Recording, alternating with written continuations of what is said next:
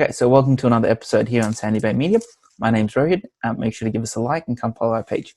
So we're back here with Josip, and we're going to be speaking about coaching the modern footballer, and he's going to be giving a presentation. Over to you, Josip. Thanks, Rohit. Welcome to all the Sandybay listeners. Look, coaching the modern players, I guess, part of my job in terms of education. It's the same thing effectively. So coaching a player and coaching a person, or teaching a player and teaching a person, are effectively the same thing. And one of the things we look at is something called the comfort zone, and making sure that our players understand that there are different levels of a comfort zone. So we have everybody knows their own comfort zone, which is where you feel safe and you feel in control of an environment. Mm-hmm. We then have that next level, which is the fear zone, where we lack a little bit of confidence. And I'll go into some of those details in a minute. Also finding excuses and reasons to fail, and then also being affected by other people's opinions, which is something that's perhaps crept more into the modern teenager, the modern player, due to the overexposure to social media at an early age. Then we have what's the learning zone, which is the one that you optimally want to get into to begin with your players. So you deal with challenges and problems. Mm-hmm. And that's got a take on growth mindset from Carol Dweck, which I'll go into a little bit later. Also, acquiring new skills is happening in that learning zone. So having the confidence to try new things, and the coach plays a huge part in that. And then extending your comfort zone is the last one. And that then takes you into what's called the growth zone. So the growth zone is where we find purpose. That's where we can live out our dreams, and we can start to head towards our dreams through goal setting and targeting and visualization. We then can set new goals as we achieve the current ones. And then from that, we conquer all of our objectives over time. And I guess it's, in terms of a player, it's really a long-term project. Yeah. So when we look at the modern player, I think it's fair to say that the modern player and the modern child is exactly the same thing. So mm-hmm. what they've found through research and what I've found through my own experience as a teacher, first and foremost, is kids generally look for the following things. So they look for trust and meaningful relationships, and that can be the make or break factor for the rest of this presentation, the rest of the information here. So if there's not a level of trust with the coach, it's very unlikely you're going to be able to work with that child and actually get an effective outcome for them, and also enjoy your coaching. And that takes time. It also takes both parties to come to some sort of a mutual understanding of each other and how their personalities can interact well. Mm-hmm. And then that ties into the next point, which is that the modern child and teenager is often outwardly highly confident. So they present as being worldly and highly confident, and perhaps it's as a result of exposure to so much more media and so much more information, as opposed to, for example, when I grew up in the 80s and 90s, with the advent of technology. So that outward confidence can sometimes be seen as a bit of arrogance, and there can be conflict between coaches and players. But often it's not a conscious thing that the child is doing. It's just as a result of the world that they're growing up in. To tie in with that, they're obviously much more tech savvy these days than players were back when I was growing up as well. Mm-hmm. And there are a lot of positives to that in terms of how to use media, for example, filming of sessions and then using that for feedback, as opposed to the old day of the coach gives you feedback there and then, or after the training session when you have a meeting, but there's no visual to go with it. That's that technology. And as you know, with this medium, we're able to connect through technology. They also then have, because of the high, it's kind of like a double-edged sword, because they have higher access to technology and they can mm-hmm. see everything. They actually don't develop the skills of visualization and imagination as organically as younger kids did. So, for example, I remember growing up, we used to play with my brother in the front yard, and we'd play with army men and toy soldiers and other things. And you'd create that environment in a little pile of dirt or your parents' garden. And from that, you'd create the story, the plot, and everything. What you'll find now, and I'm seeing it again with my own children, is that YouTube is the stimulus, and Disney Plus and all of those things that give you the whole story, and they kind of take away from the imagination in terms of the building of that imagination. So that's something that, again, it starts to have a consequence later on, I think, when you want to develop a creative player, for example, and you're trying to get them to visualize a pass in the future or a split pass when perhaps it's not yet developed. But again, that's something that you'd need several presentations to understand the makeup of the brain and why that happens. And then what we find as well with the younger players these days is that they expect results relatively quickly, and sometimes that's as a result of parents putting a little bit of pressure on their child and also on the coach. But you'll find with all players over time, the results don't come immediately. They take time, and it depends on what you classify as success in the short term as opposed to what you want to achieve in the long term. This is why with modern players, and probably with players in the history of sport, a good coach will always know how to reverse engineer. So he'll understand what he or she wants from the session, and then longer term what they want from that month, and possibly from that year, and then possibly in 6 years, 7 years' time. They'll understand that there has to be small steps towards that goal, and that goes in with your planning.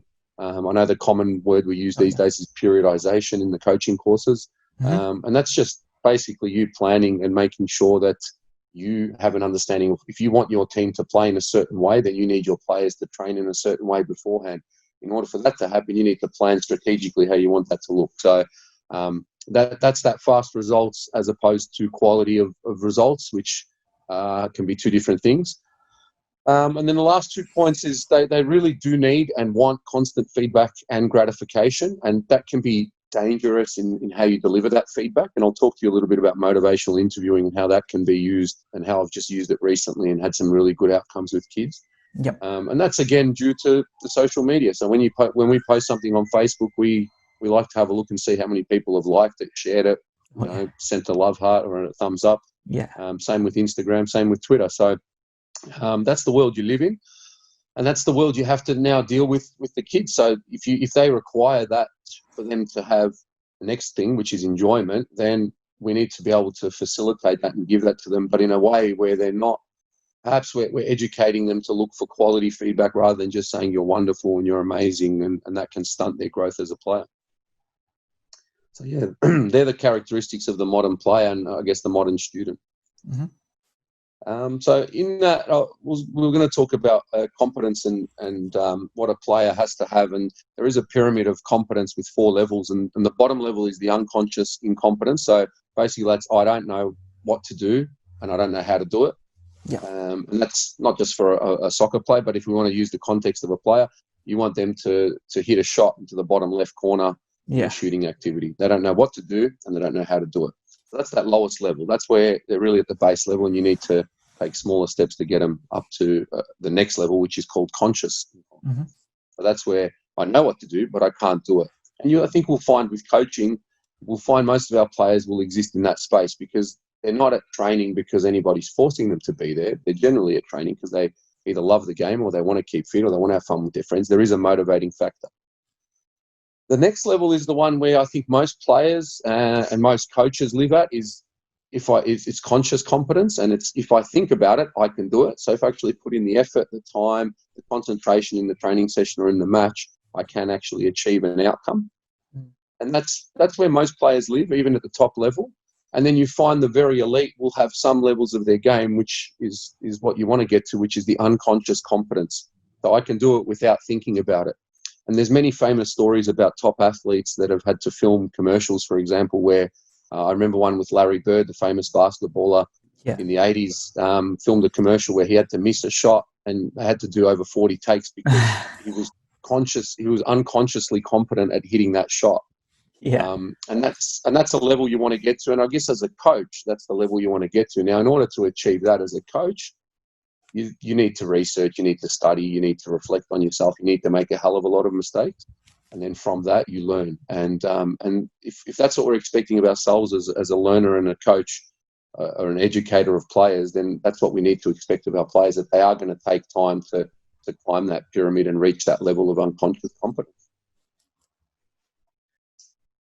So on that, how do parents play a part in the development of a player? I think parents play the biggest part, more so than us as coaches. More so as teachers, more so than teachers, more than their friends, because realistically most kids are at home most of the time and everything else is a part of that. So for example, they might have 6 hours at school, they might have 2 or 3 hours at their soccer club, but the rest of the time they're at home with their families. So parents and the words that parents say and the behaviours that they display are going to either have a positive or a negative effect. So we have this thing called the supportive, unsupportive, undemanding, demanding parent. And this comes from Angela Duckworth, who wrote the brilliant book Grit, how the environment can influence a person and their success in life.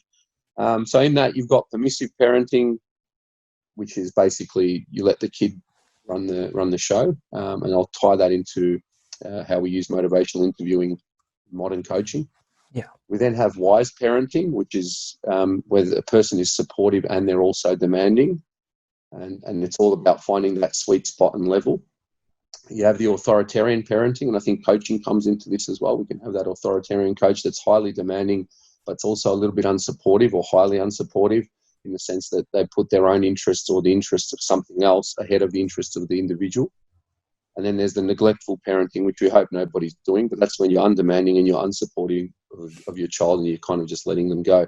So I think as coaches, it pays, and for clubs as well, and teachers, we definitely know this, it pays to have parent involvement in the education of a player and in the education of a child.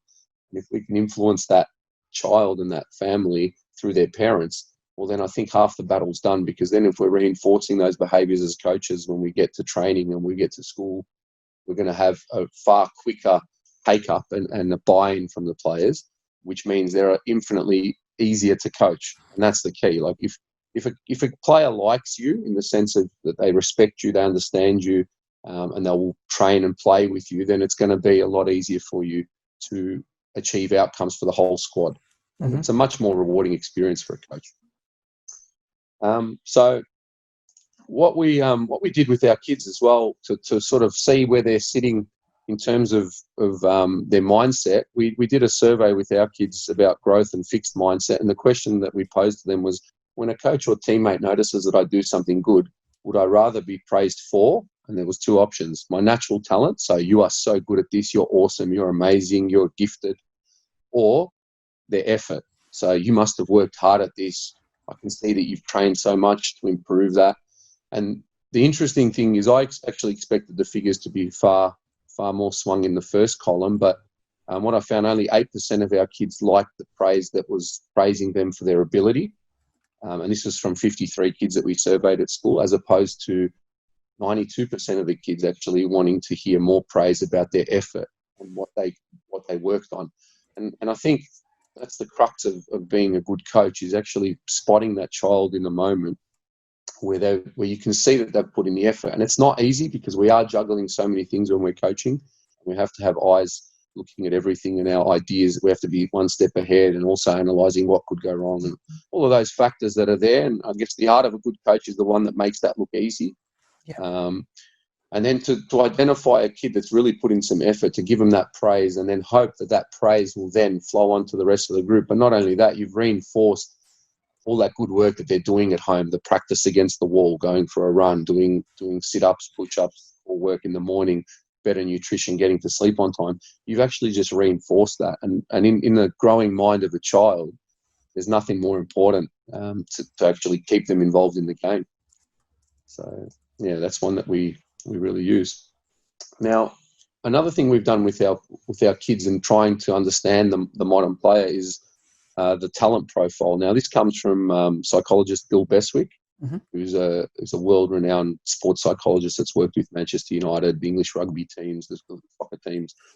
And what he does is he actually speaks to players one-to-one, and then obviously as they get more confident, there's a group session.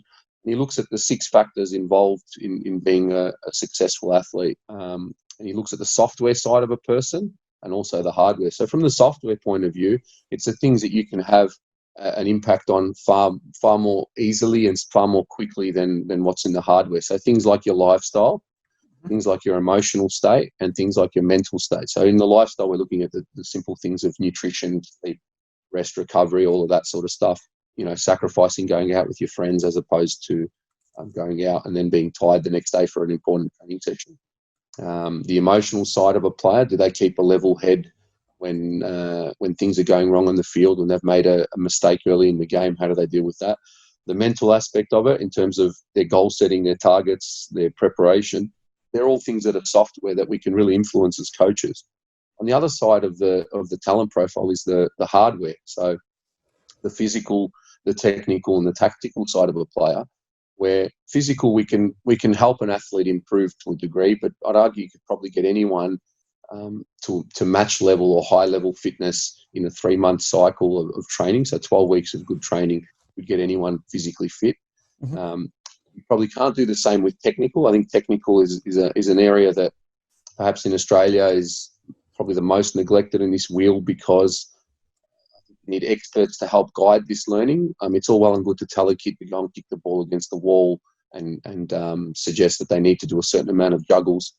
But how does that tie into their development as a player, and is there any correction? So the head coach of the Croatian Football Federation, Romeo Jozak, spoke in a seminar a while back, and he spoke about himself as a young player spending 8 hours, 6 hours outside, playing, kicking the ball against the wall, playing in the street, unorganised street football. He goes, I never received any corrections or technical advice. So therefore, what I was doing was good, but I might have been reinforcing a bad habit.